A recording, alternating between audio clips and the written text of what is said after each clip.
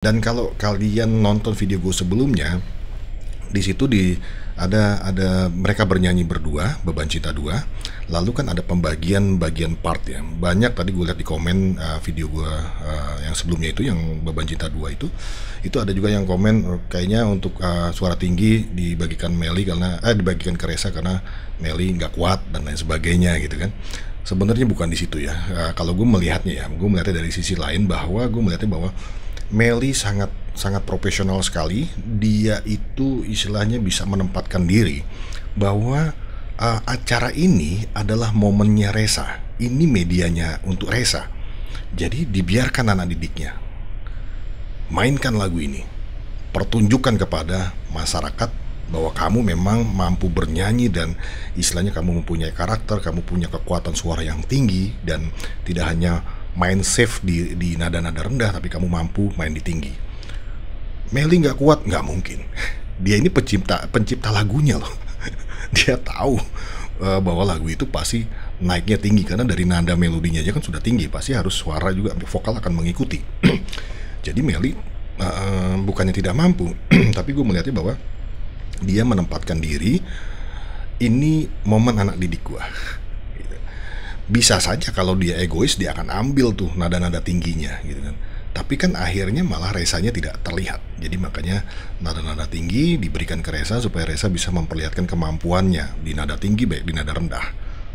Ini cerdas menurut gua, dan gua respectnya sama Teh Melly ketika melihat duet membawakan Beban Cinta 2. Ada di video gue sebelumnya, kalian bisa tonton. Ingin ku menjerit pada matahari. Apa sih alasannya mau membantu Reza, membimbing dan membantu? Aku juga nggak tahu ya, nggak pernah nyangka tiba-tiba ada beberapa kali yang ngetek ke aku yang suaranya mirip gitu ya.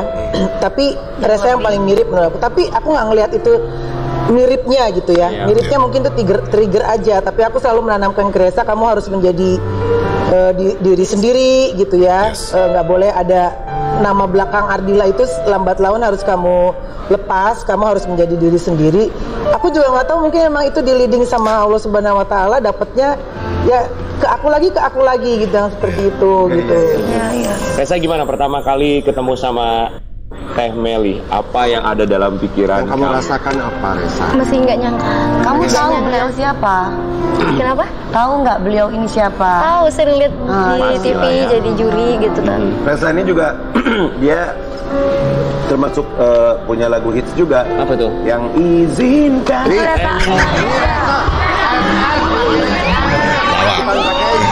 Gimana sih RESSA ini? Tapi Reza bukannya nge-host? Itu Reza Herlambang. Reza bukan main film sekalian. Reza Hardian. Reza Herlambang itu penyanyi. Kamu tuh kayaknya dia tuh ikut lomba deh yang itu kan kalau nggak salah kan siapa dia? Aku juga nggak tahu. Kejauhan tebakannya. Oke, Pan. Oke. Reza itu yang suka make upin aku. Itu Reza. Siapa? Wi nggak kenal, yang nonton nggak kenal Wi. Oh Reza Mustafa make up gue. Nggak kenal. Kejauhan. Melly mikir. Pasaran. Enggak juga sih, yang pasaran itu nama Karen. Tapi Reza, kamu bisa membantu keluarga dong pasti. Tapi Reza itu bukan lagu dangdut. Reza. Rela. Selama itu mikir. Melly keluar bodohnya. Nggak sekalian. Reza bukannya gamers gitu. Reza Arab tuh main. kurangnya. Apa aja udah kamu kasih buat keluarga di Sulawesi, apa yang sudah diberikan? Selama Reza di Jakarta, alhamdulillah Reza dapat sedikit rezeki. Reza bagi ke orang tua gitu. Dibagikan ke orang tua. Jadi apakah pertemuan kamu dengan Teh Melly ini bisa membantu perekonomian keluarga kamu, Sang? Alhamdulillah. Dia udah buka endorse juga. Aku cuman ngekosin dia, tapi aku bilang listrik semuanya kamu harus bayar sendiri. Karena aku juga dulu perjuangannya ya. Betul Teteh, jangan dimanja ya. Udah dibantu semua pada minta ini minta itu. Itu tidak bersyukur. Curcol ya. Orang kalau ngebantu nggak boleh, Wi. Kalau ngebantu mah ngebantu aja tulus. Teh Melly itu tapi harus tahu diri. Betul. Ya, Iya. itu penting. Jadi Teteh kosannya dibayarin sama Teteh? Kosannya aja, tapi listrik segala macam. Nah, dia tuh punya cita-cita mulia karena Reza belum punya rumah. Ya, jadi memang Meli ini tidak ngepur ya, istilahnya maksudnya segalanya dituruti. Karena gue juga setuju ya, Meli bisa nggak membelikan rumah? Bisa, gitu kan. Tapi bukan itu poinnya. Di sini dia benar-benar mengajarkan Reza untuk benar-benar tahu perihnya di industri musik. Jadi tidak seindah orang lihat bahwa di industri musik itu tinggal nyanyi-nyanyi dapat duit, nyanyi-nyanyi dapat duit. Padahal di dalamnya tuh banyak strategi-strategi yang harus dilakukan supaya tetap bisa minimal survive, bertahan. Untuk bertahan aja istilahnya harus banyak strategi yang harus dilakukan. Jadi sekarang istilahnya gini ya, semua profesi itu memiliki ada permasalahan, ada strategi-strategi yang dilakukan semua profesi. Jadi tidak ada profesi yang benar-benar yang wah dapat duit kecuali nipu ya, kecuali nipu, buat konten-konten menipu dapat duit gitu kan. Tapi kalau ini gue appreciate ya, apa yang dilakukan Meli sebenarnya udah sangat luar biasa ya. Maksudnya dia benar-benar mengajarkan kerasnya bertahan hidup gitu kan. Dia harus bisa mengatur uang, finansialnya dia harus belajar juga mengatur mana uang yang memang harus di-keep, istilahnya tidak boleh dipakai sembarangan, mana yang keuangan untuk kebutuhan daily rutin gitu kan, mana uang yang untuk keluarga dan sebagainya, itu ada pemisahan ya. Di itu Kasih bulanan sama Teteh enggak? Bukan. Enggak, di Jenepontonya dia belum ada rumah, masih numpang di lahan orang dan sekarang lagi terancam untuk digusur. Jadi dia juga, aku bilang kamu jangan dulu pulang sampai nanti ada royalti pertama, mudah-mudahan itu langsung bisa beli rumah. Amin. Teteh tolong dong bantuin kita juga, ini pemain kendang kita juga pengen dikosin nih. Mau dikosin pemain kendang. Kok masih minta dikosin, udah dapat kerjaan pagi-pagi ambil tiap hari. Kesian pemain kendang kita. Kita mau kasih lihat juga ternyata Teteh ini luar biasa sekali. Teh Meli Guslow juga makeover penampilannya Reza ya, supaya siap juga di belantika musik tanah air di dunia hiburan. Kita punya Meli Guslow makeover Reza, gadis yang suaranya mirip Nika Ardila, Mang Ligi. Wow, cantik sekali.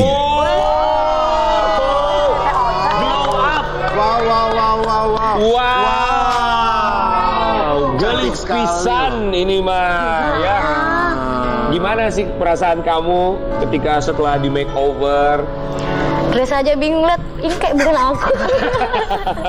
Nanti lama-lama pasang itu ring di gigi, pasang ini segala macamnya. Nanti kamu dibawain ke dokter gigi Devia deh sana. Nah, tuh. Jadi kamu itu foto yang kamu di makeover kamu kirim ke keluarga kamu? Kata mama, bukan Reza katanya. Iya.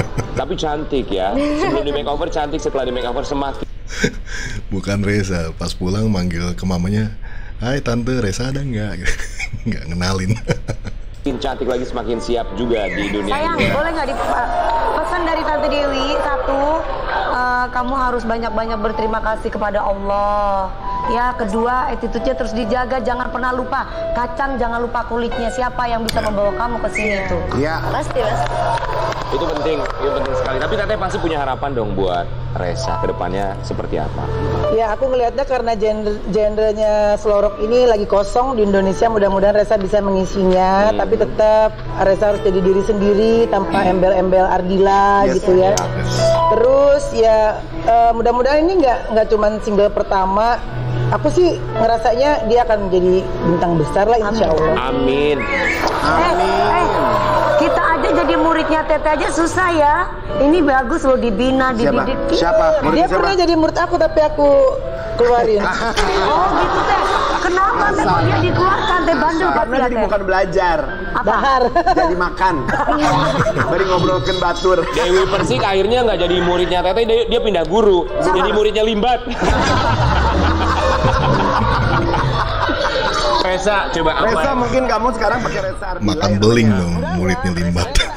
Reza aja. Kamu mungkin bisa pakai nama sama nanti mungkin Resa Permatasari mungkin bisa. Gitu. Ya nggak apa-apa, maksudnya bebas kan. Kalau Resa aku sih Nasar jadi boleh. atau Resa ha. Resa, coba kamu mau menyampaikan apa untuk Teteh Melly Guslow? Pasti ada yang ingin kamu sampaikan, ucapan ke terima beliaunya, sayang. kasih. Ditatap langsung Teh Melly Guslow-nya, coba. Mau bilang apa? Dipegang tangannya. Nggak semua seperti orang bisa ibu. mendapat berkah seperti ini. Iya sayang. Resa kayak nggak cukup aja kalau mau bilang terima kasih. Dilihat tetehnya, coba mau bilang apa? Mungkin rasa terima kasih nggak cukup buat Teteh, tapi Resa sangat-sangat bersyukur bisa ketemu sama Teteh, karena Resa bisa membimbing dan menghidupi keluarga Resa yang bisa dibilang cuma Resa harapan satu-satunya gitu. Nggak, rasa terima kasih aja nggak cukup buat Teteh. Semoga Resa bisa menjadi lebih baik ke depannya. Dan aduh, aku lagi nangis. Kamu punya doa apa untuk Teh Melly Guslow? Intinya doa yang terbaik buat Teteh, semoga Teteh dan sekeluarga sehat, segala kebaikannya dibalas oleh Allah Subhanahu wa Ta'ala. Amin. Dan semoga kedepannya Resa juga bisa membalas kebaikan Teteh. Amin ya. Maaf Resa rasa ucapan terima kasih aja nggak cukup buat Teteh gitu. Saking besarnya pengorbanan Teteh sama Resa. Resa siap di Belantika Musik Indonesia, bimbingan Melly Guslow. Aduh seneng banget ya kalau kayak begini ngelihatnya gitu, maksudnya Makasih Teteh. bahwa seorang Sudah penyanyi dibikinin besar lagu. luar biasa memberikan berkahnya untuk orang lain, juga bisa membantu buat keluarganya. Amin, ya. Melihat talenta-talenta di tanah air, kita juga berharap semoga penyanyi-penyanyi di Indonesia lainnya juga Oh bisa iya, aku memberikan ada satu berkah. message ya, karena ini Resa kan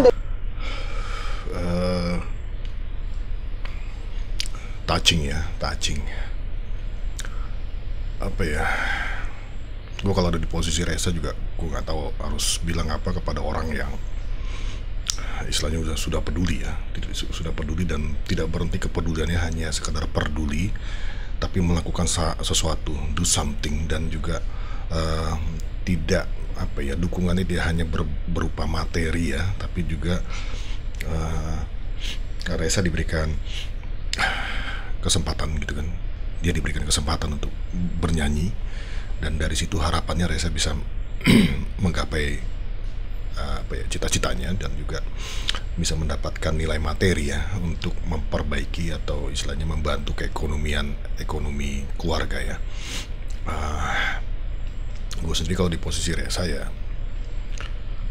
nggak tahu sih harus bilang apa ke Teh Melly ya, ke Teh Melly. Jadi ya gue pengen ngajak teman-teman juga ya, ngajak teman-teman bahwa semuanya ada prosesnya, dan apa yang dilakukan Melly ini bukan suatu hal yang mudah. Banyak hal yang harus dipikirkan, banyak strategi yang harus disiasati, banyak materi juga yang dipertaruhkan. Bikin single tuh materi ya, atau di sini Resa juga disiapkan rumah, itu juga ada nilai materi. Tapi jangan lihat dari materinya, tapi apa yang sedang dikerjakan Melly ini adalah suatu contoh perbuatan baik dari orang yang benar-benar peduli gitu kan terhadap orang kecil ya. Resa siapa sih gitu kan, tapi sedemikian concernnya seorang Melly merawat Resa sampai dengan sekarang.